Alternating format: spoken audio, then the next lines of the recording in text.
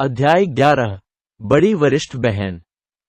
जब कोई क्रोधित होता है तो उस क्रोध के प्रक्षेपण में अंतर हो सकता है। बस कुछ शब्दों के साथ या शारीरिक भाषा में थोड़े से बदलाव के साथ बताई गई कहानी और पैदा किया गया प्रभाव काफी अलग होगा।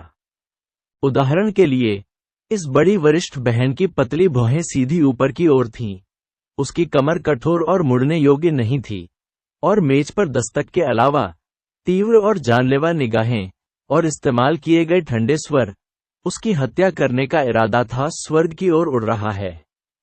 एक युवा, सरल हृदय पुरुष छात्र जो उसे देखता था, केवल अपनी बुद्धि से भयभीत हो जाता था और अपनी पैंट में गड़बड़ी पैदा कर देता था, डरकर बोलने में असमर्थ हो जाता था। लिन मिंग भी थोड़ा भ्रमित थे और निश्चित नहीं थे कि वह व्याख्यान में उचित तरीके से आए हैं या नहीं। इसलिए उन्होंने थोड़ा डरपोक होकर पूछा, क्या मुझे यहां आने की अनुमति नहीं थी? जैसे ही बड़ी वरिष्ठ बहन ने लिन मिंग की बातें सुनी, उसका दिल तुरंत गुस्से की आग से जल उठा। यह छोटा बदमाश, उसे विश्वास नहीं था कि उसके पास कार्ड हो सकता है, और वह अभी भी नहीं जानती थी कि जिदर विभाग के पास एक अलिखित समझौता था कि सभी पुरुष प्रवेश नहीं कर सकते थे। इस समय एक मधुर और सौम्य आवाज आई, सिस्टर लिंग, क्या हो रहा है?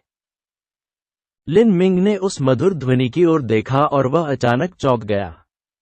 यह एक साधारण सफेद पोशाक पहने एक लड़की से आया था, जिसके बाल बहती स्याही की तरह थे। वह बस अतुलनीय अनुग्रह वाली एक सुंदर अमर सुंदरता थी। वह कोई और नहीं बल्कि मार्शल किन जियाओ की पोती, कुख्यात किन जिंगसुआन थी।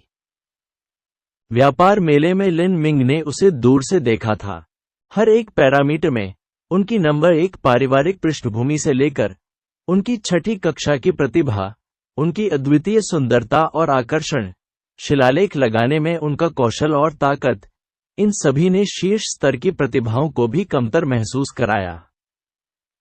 हालांकि लिन मिंग ने सोचा था कि अपने स्वर्गीय भाग्य के साथ वह महानता के लिए किस्मत में था और पूरे स्काईस्पिल महाद्वीप का नायक बनने में सक्षम होगा। इस समय किन जिंगसुआन एक अप्राप्य अस्तित्व था। उसकी तो बात ही छोड़िए, उसकी उपस्थिति के सामने वह बिगड़ैल हरामी झू यान भी एक कुएं से बाहर घूर रहे एक मेंढक के अलावा कुछ नहीं होगा। लिन मिंग आश्चर्यचकित था।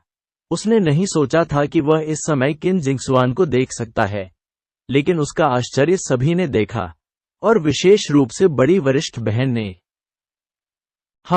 यह उसका सच्चा यौन विकृत स्वभाव था जो आखिरकार उभर कर सामने आया। टॉड सोचता है कि वह कुछ हंस खा सकता है। उसकी आलोचना करते हुए बड़ी वरिष्ठ बहन का दिल जल गया। सच्चाई ये थी कि इस समय लड़कियों के विचार जटिल थे। हालांकि बड़ी वरिष्ठ बहन ने सोचा कि वह एक घृणित व्यक्ति है, क्योंकि लिन मिंग ने किन जिंगसुआन को देखने के बाद कोई प्रतिक्रिया नहीं दी। उसे यह सामान्य एहसास नहीं हुआ कि वह किसी प्रकार का विकृत व्यक्ति था। यह उसे अच्छा नहीं लगा। आखिरकार सभी मनुष्य विकृत थे। उसने किन जिंगसुआन से कहा, यह विकृत छोटा बच्चा हम महिलाओं को परेशान करने के लिए आया था। मैं उससे पूछताछ कर रहा हूं। आपका पास कार्ड कहां है? निम्नलिखित कुछ शब्द लिन मिंग के लिए थे, जो केवल अपना सिर खुजा सकता था। वह यहां लड़कियों को परेशान करने कब आया? उन पर यह आरोप क्यों लगाया जा रहा था? उन्होंने कहा, मैं यहां केवल कुछ संदर्भ पुस्तकें देखने आया हूं। कृपया बिना साक्ष्य या सबूत के मुझ पर ऐसी किसी भी चीज का आरोप न लगाएं जो मैंने नहीं किया। आप जो कुछ भी कर रहे हैं वह बेतुके निष्कर्ष निकाल रहा है और मेरी और आपकी बुद्धि का अपमान कर रहा है। संदर्भ पुस्तकें देख रहे हैं। आपने बस उस स्काई जिदर लिस्ट को देखा था। क्या आप सोच रहे हैं कि आप सितार या कुछ और बनाने जा रहे हैं? लिन मिंग के पास जवाब में कहने के लिए कुछ नहीं था, इसलिए उन्होंने लापरवाही से कहा, मैं बस कुछ बातें समझना चाहता था। इन बेशर्म लंपट लोगों ने हमेशा कहा है कि वे संगीत समझना चाहते हैं और इसे फायदा उठाने के बहाने के रूप में इस्तेमाल करते हैं। ऐसी हरकतें वाकई घृणित हैं। तो क्या आपको जिथज में रुचि है? अच्छा, फिर मैं आपसे पूछता हूं, एक सितार में कितने नोट होते हैं? और वे कौन से हैं?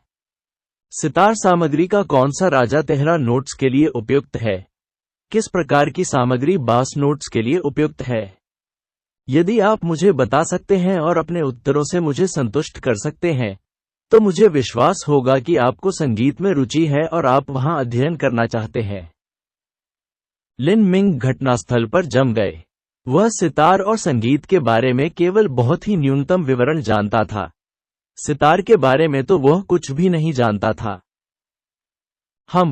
तो आप सार्वजनिक रूप से झूठ बोलने का साहस करें। आप बस एक किताब देखना चाहते थे ताकि ऐसा लगे जैसे आप लापरवाही से काम कर रहे हों। तुम थोड़े विकृत हो। तुम्हारा असली लक्ष्य हम लड़कियों पर ताक झांक करना था। मैंने आपकी तरह बहुत देखी है। अपना पास कार्ड सौंप दो, बदमाश। बड़ी वरिष्ठ बहन ने लिन मिंग के सामने अपना हाथ बढ़ाया। लिन मिंग चुप थी। उनका पास कार्ड उधार लिया गया था, और हालांकि 7 प्रोफाउंड मार्शल हाउस उनके उपयोग में ढिलाई बरत रहा था, उन्हें नियमों का पालन करना पड़ा क्योंकि वह यहां पास कार्ड का उपयोग कर रहे थे। लेकिन किन जिंगसुआन ने कहा, सिस्टर लिंग, इस मामले को सुलझा हुआ समझें। यह उसका पहला अपराध है। लड़के पर इतना कठोर होने की जरूरत नहीं है। किन जिंगसुआन ने भी सोचा था कि लिन मिंग झूठ बोल रहा था, और सच्चाई ये थी कि वह वास्तव में झूठ बोल रहा था। बड़ी वरिष्ठ बहन स्वाभाविक रूप से किन जिंगसुआन के शब्दों की अवहेलना नहीं कर सकती थी। इसलिए उसने कहा, जिंगसुआन, आपका दिल वास्तव में बहुत कोमल है। हम वास्तव में इस तरह के लोगों को बर्दाश्त नहीं कर सकते। इस तरह के व्यक्ति के साथ सिर्फ उसका पास कार्ड लेना उदारतापूर्ण है। मेरा पास कार्ड ले लो, लिन मिंग ने चौंकते हुए कहा। आप भी एक विद्यार्थी हैं। आप स्कूल प्राधिकरण का हिस्सा नहीं हैं। मेरी कोई भी चीज जब्त करने का आपका क्या क्षेत्राधिकार और अधिकार है? क्या स्मार्ट मोह है? मेरे पास पास कार्ड जब्त करने की योग्यता है और यह मुझे अकेले ही स्कूल अधिकारियों द्वारा प्रदान किया गया था। इस जिदर विभाग में हर किसी को मुझे चेहरा देना होगा। मैं जो कहता हूं वह चलता है। यहां मैं भगवान हूं। अब इसे सौंप दो, नहीं तो तुम देखोगे कि मैं क्या कर सकता हूं। पास कार्ड लिन जियाओडोग से उधार लिया गया था। स्वाभाविक रूप से लिन मिंग इसे लेने नहीं दे सकता था, अन्यथा वह अपने भाई का सामना कैसे कर सकता था जिसने उसे पाने के लिए इतनी मेहनत की थी। लिन मिंग के पास अपने असली उद्देश्य को स्वीकार करने के अलावा कोई विकल्प नहीं था। वास्तव में यह वास्तव में कुछ भी नहीं था। शिलालेख विकास कोई नई बात नहीं थी, और नई सामग्रियों पर शोध किया जाना एक सामान्य बात थी, चाहे वे सफल हों या नहीं। लिन मिंग ने कहा, मैं स्काई एवं सिल्क सामग्री के संबंध में शिलालेख तकनीकों पर शोध कर रहा हूं। शिलालेख तकनीकों पर शोध कर रहे हैं। किसी तकनीक में स्काईवर्क सिल्क को एक नई सामग्री के रूप में उपयोग करना। यदि ये शब्द 50 या 60 के दशक के किसी शिलालेख विशेषज्ञ के होठों से आए, तो बड़ी वरिष्ठ बहन को आश्चर्य नहीं होगा। लेकिन 15 से 16 साल के एक युवा लड़के से ये शब्द सुनकर, जो अभी भी कानों के पीछे गीला था, नई सामग्रियों और तकनीकों का विकास, क्या तुम मुझसे मजाक कर रहे थे? क्या यह एक बुरा सपना था? केवल एक शिलालेख मास्टर जो तकनीकों का अभ्यास कर रहा था और अपनी वर्तमान सामग्रियों को अपर्याप्त पाता था, विकल्प के रूप में कुछ नया खोजने के लिए जाता था। यह 15 साल का देहाती बदमाश अधिक से अधिक अपने फाउंडेशन में शिलालेख तकनीक, शिलालेख के पथ पर शुरुआत कैसे करें जैसी कुछ घटिया मार्गदर्शिका पढ़ रहा होगा। यहां तक कि उसे भी अच्छा माना जाएगा। तो नई सामग्री विकसित करने के लिए वह किस आधार पर फिर से झूठ नहीं बोल रहा था? बड़ी वरिष्ठ बहन जोर से हंसी और बोली, तुम्हें लगता है कि हम मूर्ख हैं या कुछ और? ये सच है कि मैं व्यक्तिगत रूप से शिलालेख को बिल्कुल भी नहीं समझता, लेकिन दुर्भाग्य से आपके लिए, आप भाग्य से बाहर हैं। मेरे पक्ष में पूरे स्काई फॉर्चून किंगडम और यहां तक कि आसपास के कई देशों में सबसे बड़ी शिलालेख प्रतिभा है। क्या आप एक सच्चे विशेषज्ञ के सामने अपना कचरा कौशल दिखाना चाहते हैं? मैं सचमुच यहाँ मुस्कुराते हुए मरने जा रहा हूँ। जिंगसुआन, मैं आपसे पूछता हूँ, क्या आपने अभी तक नई सामग्रियों का अध्ययन शुरू किया है? किन जिंगसुआन ने लिन मिंग पर सीधी नजर डाली। वह उम्र में उसके जैसी ही थी और सोच भी नहीं सकती थी कि लिन मिंग कुछ भी कह रही है जो झूठ नहीं है। उन्होंने कहा, उत्कीर्णन शिलालेख तकनीकें असंख्य हैं और उनमें गहन विविधता है। यहां तक कि प्राथमिक सामग्रियों में भी 13,600 से अधिक प्रकार दर्ज हैं और अधिक उन्नत सामग्रियों में उनकी गोपनीयता के कारण संख्या बताना कठिन है। यहां तक कि ये 13,600 सामग्रियां भी एक शिलालेख विशेषज्ञ के लिए उनके प्रभावों, उपयोगों, मिश्रण अनुपातों, संरचनाओं और ऐसी अन्य चीजों की खोज के लिए वर्षों तक सीखने के लिए पर्याप्त हैं। मेरी अपनी प्रतिभा कम है और मैं इन सभी प्राथमिक सामग्रियों के लिए उपयोग नहीं ढूंढ पाया हूं। विकल्पों की तलाश करना तो दूर की बात है। बड़ी वरिष्ठ बहन आत्मसंतुष्ट मुस्कान के साथ हंसी। हा, छोटा विकृत लड़का अपना जाल चारों ओर फैला रहा है और अब ये सब नष्ट हो गया है। कुछ और घुमाओ लड़के, ये बड़ी बहन तुम्हारा इंतजार कर रही है। लिन मिंग ने यह अत्यधिक अतिरंजित हंसी सुनी और केवल अपने आप पर हंस सके। इस महिला को पागल प्रमाणित किया गया था। एक पूर्ण पागल काम। क्या उसे किसी आदमी ने छोड़ दिया था या कुछ और? उसमें पुरुषों के प्रति एक प्रकार की मनोवैज्ञानिक असामान्यता थी। उन्होंने कहा, मैं वास्तव में यहां अध्ययन करने के लिए आया हूं। मैं शिलालेख तकनीक का अध्ययन कर रहा हूं और अचानक एक सपने से प्रेरित हुआ। किसने कहा कि मुझे सफल होना ही चाहिए या सफल नहीं होऊंगा? किसने कहा कि एक नया शिलालेख प्रशिक्षु नई सामग्री का अध्ययन नहीं कर सकता? ऐसा लगता है कि आप मौत से तब तक नहीं डरते जब तक आप अपना ताबूत नहीं देख लेते। अच्छा, बहुत अच्छा। आखिरकार यह बड़ी बहन एक समझदार इंसान है। आज मैं आपको यहां जिंगसुआन को ईमानदारी से समझाने दूंगा। शिलालेख तकनीक मुझे समझ में नहीं आती, अतः आप उसका परीक्षण करें। किन जिंगसुआन निराश था। बड़ी वरिष्ठ बहन वास्तव में पुरुषों से विक्षिप्त थी, लेकिन इस युवक को देखकर उसे झूठ बोलना पड़ा।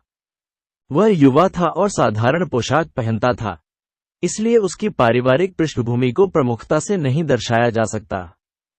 क्या ऐसे युवा के पास वास्तव में शिलालेख तकनीक सीखने के लिए वित्तीय संसाधन और अवसर थे? आप उस बेचारे लड़के को इस हद तक बेरहमी से क्यों बेनकाब करेंगे? उसने कहा, सिस्टर लिंग, कृपया इसे समाप्त माना जाए। बड़ी वरिष्ठ बहन ने उत्तर दिया, जिंगसुआन, तुम बहुत दयालु हो। आप नहीं जानते कि शुरू में इन दुष्टों ने हमें कैसे परेशान किया और उन्हें रोकने के लिए हमारे संघर्ष कैसे हुए। यदि हम दयालु और दयालु हैं, तो उनकी परेशानी का कोई अंत नहीं होगा। किन जिंगसुआन के पास उससे कुछ सरल प्रश्न पूछने के अलावा और कुछ नहीं था। यह अच्छा होगा यदि वह कम से कम एक उत्तर दे सके। ये साथी छात्र, क्या आप जानते हैं कि स्काई फॉर्चून किंगडम की शिलालेख तकनीक की स्थापना किसने की थी? किन जिंगसुआन ने यथासंभव सबसे सामान्य प्रश्न पूछा, लेकिन इसके बावजूद लिन मिंग चुप हो गए और अपना सिर खुजलाने लगे। आखिर कौन जानता था कि किस पुराने धूमिल ने स्काई फॉर्चून किंगडम की शिलालेख तकनीक की स्थापना की थी? और परवाह भी किसे थी? देवताओं के क्षेत्र की स्मृति में इतना तुच्छ ज्ञान नहीं होगा। और यहां तक कि मैनुअल शिलालेख तकनीक, शिलालेख के पथ पर कैसे आरंभ करें, में केवल प्रारंभिक ज्ञान की बात की गई है और इतिहास या आकाश पर विस्तार नहीं किया गया है। फॉर्चून किंगडम की शिलालेख तकनीक का इतिहास। लिन मिंग को फंसा हुआ देखकर बड़ी वरिष्ठ बहन की मुस्कान और अधिक उज्ज्वल हो गई। इससे उसके लिए केवल ये पुष्टि हुई कि वह युवक डेविएंट्स के दाव के विकृत से ज्यादा कुछ नहीं था, और अपने मनोवैज्ञानिक रूप से विकृत दिमाग में वह मनोरंजन के लिए छोटे बदमाश को कुछ और पीड़ा देना चाहती थी। तुम्हें ये भी नहीं मालूम? मैं भी जानता हूं कि आपके पास कहने को कुछ नहीं है। लेकिन लिन मिंग ने अनिच्छा से कहा, मैं इतिहास नहीं जानता, लेकिन मैं फार्माकोलॉजी और भौतिक प्रतिक्रियाओं के बारे में थोड़ा जानता हूं। फार्माकोलॉजी और सामग्री प्रतिक्रियाएं। यह काफी व्यापक और विविधतापूर्ण क्षेत्र था जिसमें न तो किन जिंगसुआन ने और न ही इस युवा ने अभी तक महारत हासिल करना शुरू किया था। किन जिंगसुआन ने सोचा कि वहां कुछ सचमुच अनुचित लोग थे। यदि वे पहले गलत थे तो उन्हें इसे स्वीकार करना होगा और सब कुछ अच्छा होगा। धोखे को आगे भी जारी रखने का क्या मतलब था? इसलिए उसने इतना आसान सवाल नहीं पूछा, क्योंकि वह इस उबाऊ और महत्वहीन पूछताछ को खत्म करना चाहती थी। आखिरकार वह यहां अध्ययन करने के लिए आई थी और वह व्याख्यान को याद कर रही थी। हालांकि किन जिंगसुआन का हथियार एक तलवार थी, लेकिन इसने उसे एक वाद्य यंत्र बजाने से नहीं रोका। फिर इस छात्र, क्या आप आश्चर्यजनक शिलालेख और इसके अनूठे पैटर्न और विशेषताओं को जानते हैं? अध्याय 12। किन जिंगसुआन का निमंत्रण। उत्कीर्णन शिलालेख तकनीक में सामान्य से लेकर अतुलनीय रूप से दुर्लभ तक हजारों विभिन्न सामग्रियों का उपयोग किया जा सकता है। इन सामग्रियों को विभिन्न तरीकों से जोड़ा जा सकता है, और जब एक शिलालेख मास्टर द्वारा पूरक किया जाता है तो वे असंख्य रहस्यमय और गहन शिलालेख बनाने में सक्षम होंगे। शिलालेख तकनीकों में 3600 नींव रेखाएं और 4900 नींव प्रतीक शामिल थे। लगातार बदलती शिलालेख तकनीक का पता लगाने और उत्कीर्ण करने के लिए इस असंख्य रेखाओं और प्रतीकों को विभिन्न प्रकार के क्रम परिवर्तन में जोड़ा जा सकता है। आघात शिलालेख 3600 प्रकार की नींव रेखाओं में से केवल एक था। लिन मिंग स्वाभाविक रूप से शॉक फाउंडेशन लाइन को जानते थे। वास्तव में वह जानता था कि नींव की पंक्तियां 3600 तक सीमित नहीं थीं, बल्कि वास्तव में 6000 विभिन्न प्रकार की थीं। यह स्काईस्पिल महाद्वीप के शिलालेख स्वामी के पास मौजूद नींव रेखाओं से लगभग दोगुना था। हालांकि स्काईवम सिल्क की तरह लिन मिंग को यकीन नहीं था कि स्काईस्पिल कॉन्टिनेंट की शॉक लाइन देवताओं के दायरे के समान थी। वह केवल यह आशा कर सकता था कि बहुत अधिक मतभेद न हो। उसने अपना दाहिना हाथ बढ़ाया और असली सार उसकी उंगलियों पर इकट्ठा हो गया। उसने अपने हाथ से हवा में शानदार रेखाओं की एक श्रृंखला खींची। वे एक शांत और भव्य रोशनी से जगमगा उठे और अंततः एक जटिल आरेख में एकत्रित हो गए, जो किन जिंगसुआन और शून्य रूप से घूर रही बड़ी वरिष्ठ बहन के सामने चमक गया। लिन मिंग हर दिन इन शिलालेखों का अभ्यास कर रहे थे, और आत्मा ने स्मृतियों को खंडित कर दिया और अंततः उनका सामंजस्य बनना शुरू हो गया। इसके नतीजे 2 शब्दों में काफी आसान थे। लिन मिंग ने पूछा, क्या यह आश्चर्य का प्रतीक था?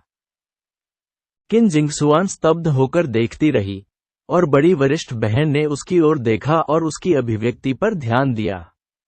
वह तुरंत यह निर्धारित करने में सक्षम थी कि यह युवा गुंडा सिर्फ अपनी उंगलियों से काम नहीं कर रहा था, बल्कि उसने आश्चर्य की रेखा खींच दी थी और इसमें कोई गलती नहीं थी। बकवास।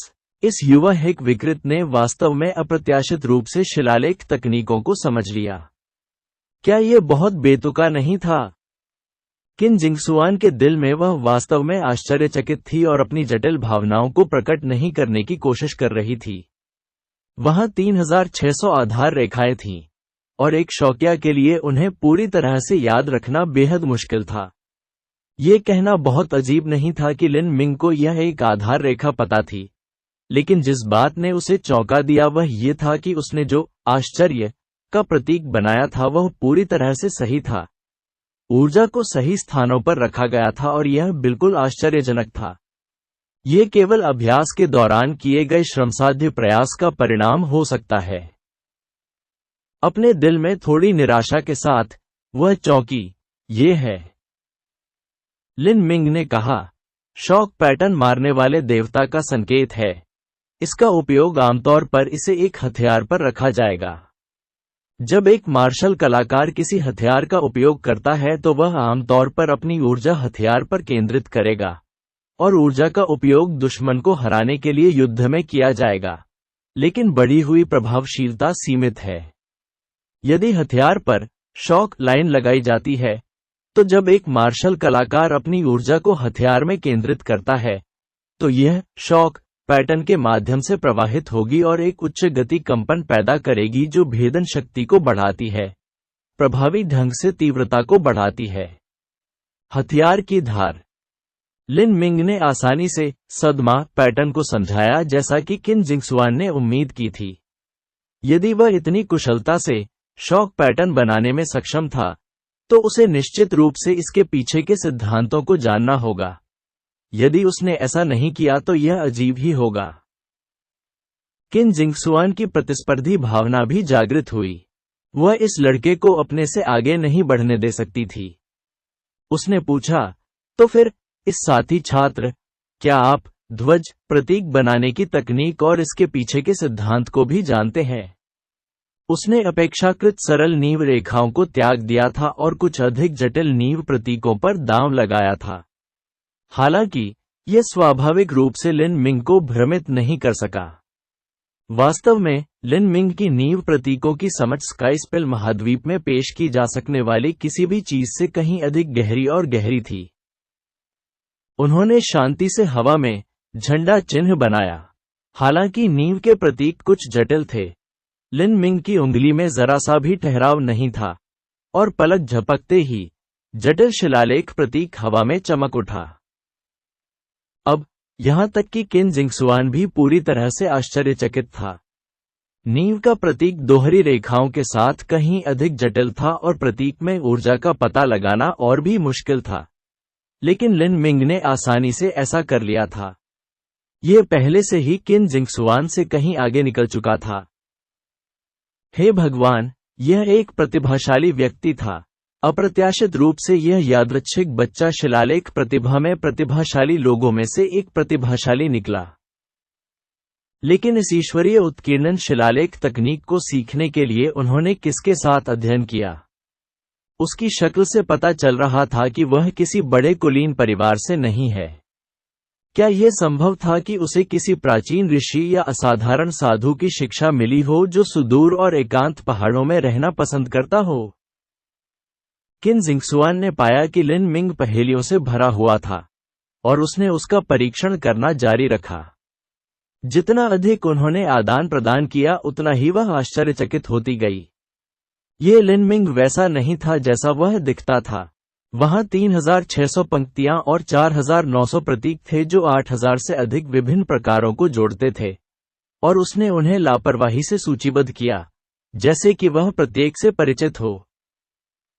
किन जिंगसुआन के आश्चर्य की तुलना में बड़ी वरिष्ठ बहन पहले से ही उनकी बातचीत से अभिभूत थी और किनारे पर भ्रमित थी, क्योंकि दोनों शिलालेख एक दूसरे से एक अलग और पूरी तरह से स्वर्गीय भाषा में बात कर रहे थे। वह केवल जिंगसुआन को देख सकती थी, जिसने बढ़ते आश्चर्य और प्रशंसा को दर्शाया। बड़ी वरिष्ठ बहन जिंगसुआन को बहुत अच्छी तरह से समझती थी। किन जिंगसुआन की सुरुचिपूर्ण और शांत अभिव्यक्ति से मूर्ख मत बनो। वह सभी के साथ अच्छे व्यवहार और सहज शालीनता के साथ व्यवहार करती थी, लेकिन सच्चाई ये थी कि छठे स्थान की स्वाभाविक प्रतिभा और उसकी अपार ताकत ने उसके दिल को अहंकार की भावना से भर दिया था। अब से पहले उसने कभी भी अपनी ही पीढ़ी के किसी भी व्यक्ति को इतना ऊंचा मूल्यांकन नहीं दिया था। अंततः बड़ी वरिष्ठ बहन सुन्न हो गई। वह केवल एक ही बात समझती थी, आज इस लड़के का पास कार्ड जब्त करना नामुमकिन होगा। बकवास, ये सोचना कि वह इतनी बड़ी गलती करेगी। उसने अपने पैर जमीन पर पटक दिए, ये सोचने के लिए कि यह यादृच्छिक हिक प्रकार वास्तव में किसी प्रकार की शिलालेख प्रतिभा हो सकती है। यह बड़ी वरिष्ठ बहन सचमुच पागल हो जाने वाली थी। धीरे धीरे किन जिंगसुआन की अभिव्यक्ति अधिक सम्मानजनक हो गई और जब बातचीत शुरू हुई तो स्वर उत्तरोत्तर विनम्र हो गया। उन्होंने पाया कि लिन मिंग के साथ बातचीत करके उनकी अद्वितीय समझ और ज्ञान की गहराई के कारण प्रतीकों और ऊर्जा संरचनाओं की अंतर्दृष्टि के बारे में उनके ज्ञान का दृष्टिकोण व्यापक हो गया था। यह एक महान और पुरस्कृत एहसास था। किन जिंगसुआन अपने संदेह की पुष्टि करने में सक्षम थी कि लिन मिंग एक दुर्लभ प्रतिभा थी जो सदी में केवल एक बार ही उभर सकती थी। लेकिन उसके पीछे और भी बड़ा रहस्य था। ये छाया गुरु, जिसने उसे सिखाया था, केवल पूर्ण ज्ञान और अधिकार वाला एक शिलालेख मास्टर ही हो सकता था। यहां तक कि अगर उसकी तुलना उसके अपने शिक्षक से की जाए तो भी यह एक मोमबत्ती की तुलना प्रचंड सूरज से करने जैसा है। वास्तव में इस युवक की उत्पत्ति किस प्रकार की थी? किन जिंगसुआन को लिन मिंग में बहुत रुचि थी। उन आदान प्रदानों का उल्लेख नहीं किया गया था जिसमें उसे केवल लाभ हुआ था, लेकिन स्वयं लिन मिंग और उसके पीछे के रहस्य शिक्षक का किन परिवार के लिए असाधारण महत्व था। उस विचार के साथ किन जिंगहुआन ने कहा, साथी छात्र, अब पाठ शुरू करने का समय आ गया है, इसलिए मुझे खुद को माफ करना होगा। आज आपसे बात करके बहुत अच्छा लगा। यदि संभव हो तो संभवतः व्याख्यान समाप्त होने के बाद छोटा जिंगसुआन आपको त्वरित भोजन के लिए ग्रेट क्लैरिटी पवेलियन में जाने के लिए कहना चाहेगा और एक साथ शिलालेख तकनीकों के सिद्धांतों का अन्वेषण करें। क्या यह साथी छात्र के साथ सहमत है? किन जिंगहुआन की मधुर और मधुर आवाज बहुत प्रेरक थी और उसकी गंभीर अभिव्यक्ति और स्वर्गीय उपस्थिति के साथ जुड़ी हुई थी। किसी भी पुरुष के लिए मना करना कठिन था। सच तो यह था कि लिन मिंग उसे अस्वीकार नहीं करना चाहती थी। न केवल किन जिंगहुआन की पृष्ठभूमि प्रभावशाली थी और वह खुद सुंदर थी, बल्कि वह इस मामले में भी दुर्लभ थी कि वह दूसरों के साथ अच्छा व्यवहार करती थी और उसमें श्रेष्ठता का भाव नहीं था। ऐसी लड़की के सामने द्वेष का लेशमात्र भी होना असंभव था। हालांकि लिन मिंग के पास समय की बहुत कमी थी और 7 प्रोफाउंड मार्शल हाउस की परीक्षा केवल 3 महीने दूर थी। उन्हें इस अवधि के दौरान शिलालेख तकनीक के साथ पैसे कमाने की जरूरत थी ताकि वे आवश्यक दवाएं खरीद सकें और फिर दवाओं पर शिलालेखों को उत्कीर्ण कर सकें और जितनी जल्दी हो सके अपनी खुद की खेती को आगे बढ़ा सकें। ये सब 7 प्रोफाउंड मार्शल हाउस में प्रवेश करने के लिए। भले ही वह 7 प्रोफाउंड मार्शल हाउस में प्रवेश कर जाए, फिर भी उसे ताकत की आवश्यकता होगी। वहां अभी भी वह दुबला पतला जुयान था जो निस्संदेह लड़ाई के लिए उस पर नजर रख रहा होगा। यदि उसने अपनी ताकत नहीं बढ़ाई तो उसे जुयान के लिए एक योग्य प्रतिद्वंद्वी भी नहीं माना जा सकता था और बुरी तरह से पद से हटा दिया जाएगा। लिन मिंग को बस एक ही कक्षा में रहने में कोई दिलचस्पी नहीं थी, फिर एक खूबसूरत महिला के साथ दोपहर का भोजन करना और दोपहर के भोजन के बाद उनमें से किसी का भी ध्यान रखे बिना दिन गायब होने के साथ बातचीत जारी रखना और फिर दोबारा मिलने के उद्देश्य से संपर्क जानकारी का आदान प्रदान करना। किन जिंगसुआन के लिए यह अच्छा और बढ़िया था, लेकिन लिन मिंग के लिए वह कुछ नहीं सीख पाएगा। आखिरकार अभी एक्सचेंज में यह किन जिंगसुआन थी जिसने सभी फायदे और अंतर्दृष्टि प्राप्त कर ली थी और कोई नया ज्ञान या प्रेरणा नहीं थी जो वह लिन मिंग को प्रदान कर सके। तो लिन मिंग ने कुछ हद तक अफसोस के साथ मना कर दिया और कहा, मुझे बहुत खेद है लेकिन आज मुझे कुछ काम करने हैं, इसलिए मुझे जल्दी वापस जाना होगा। ओह, ठीक है, मुझे पता होना चाहिए था, किन जिंगसुआन ने अफसोस के साथ कहा और उसके गाल लाल हो गए। उसने उससे पूछा था और अस्वीकृति की संभावना पर विचार नहीं किया था। दरअसल बचपन से ही किन जिंगसुआन ने कभी भी अपनी ही उम्र के किसी लड़के को खाना खाने के लिए आमंत्रित नहीं किया था, लेकिन उससे अनगिनत बार पूछा गया है। उसने इन सभी को अस्वीकार कर दिया क्योंकि उसने अपने करीबी दोस्त के साथ मिलकर खाना खाया था।